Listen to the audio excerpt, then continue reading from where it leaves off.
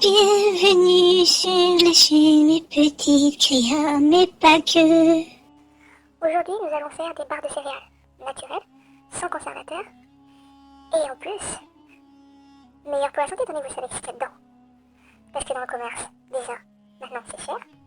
En plus, bourré de sucre, de colorants, de tout ce qu'il peut avoir pour la conservation. Que là, je vous laisse la recette.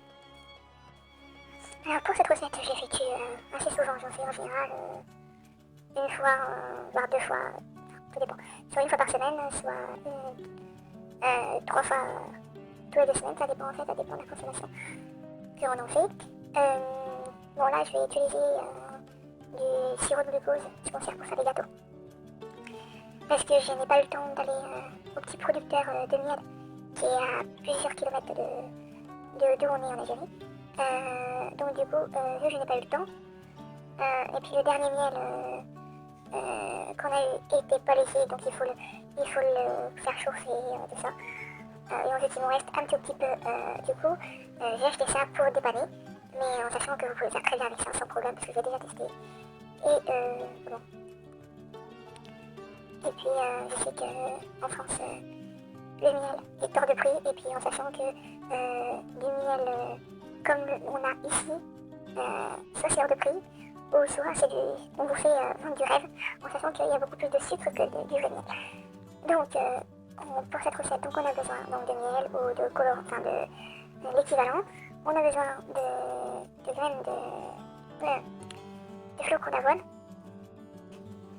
un petit peu de beurre fondu, l'équivalent d'une cuillère à café ou une cuillère à soupe en fonction de la quantité que vous faites.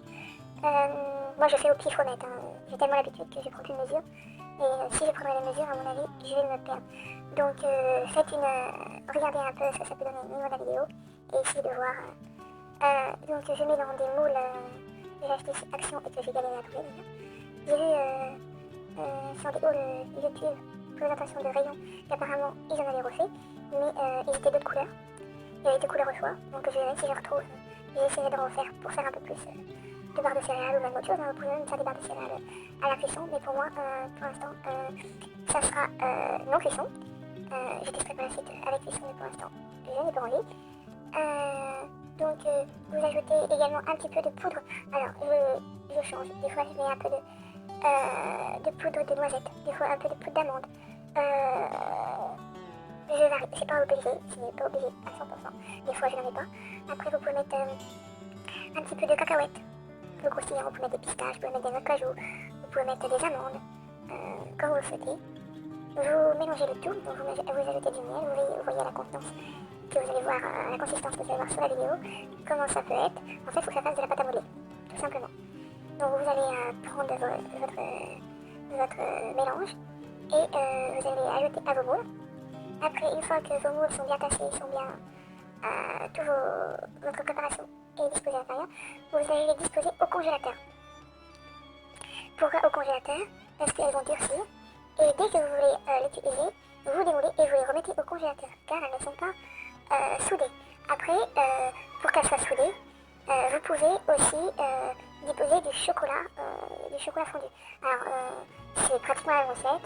La seule différence, c'est qu'il faut disposer le chocolat à l'intérieur pour que ça fixe la barre de céréales. De toute façon, je referai une vidéo, je pense, pour différents styles de barres de céréales.